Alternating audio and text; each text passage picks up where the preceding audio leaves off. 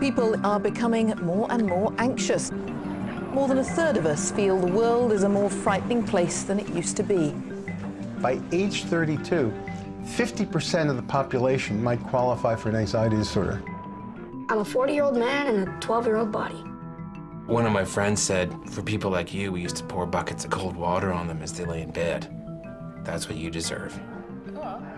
If they can fix their anxiety with a pill, that's just as appealing as discovering that you can make your dinner with a microwave oven.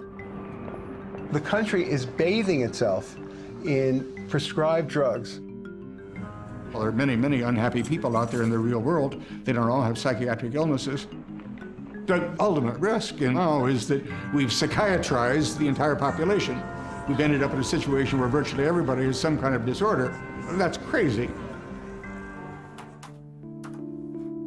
It felt like there was this volcano of panic juice coming from the stomach and then into the rest of me.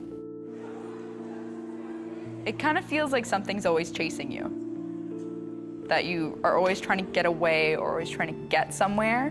There's something always right behind you, coming for you.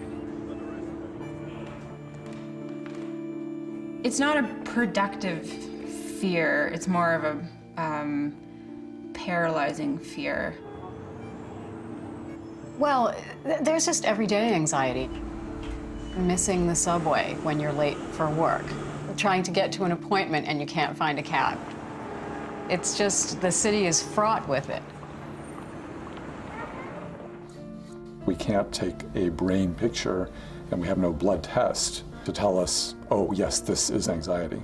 We depend entirely on patients telling us how they're feeling.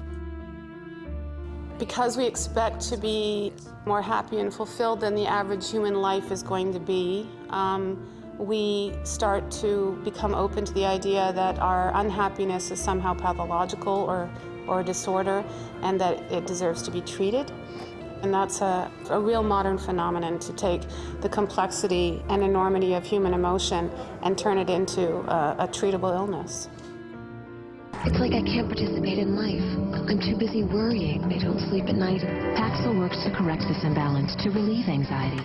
I think what's happened over the course of the last 30 years is a kind of perfect storm in psychiatric diagnosis.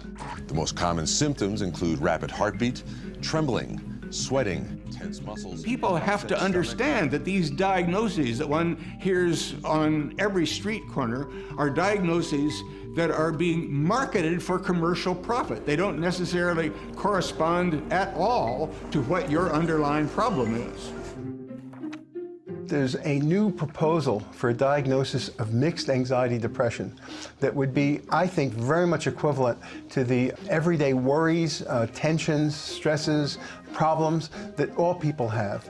And this is likely to become, from nowhere, the most common diagnosis in psychiatry. My wife died on March 6th of this year, okay? I had a grief experience after that. The symptoms I had: couldn't sleep, didn't want to eat, felt a lack of energy, sad. Those are the symptoms of depression. Now, it used to be that we said that after a year of grief, if you still had those symptoms, then you have a depression, not grief. What do we say now?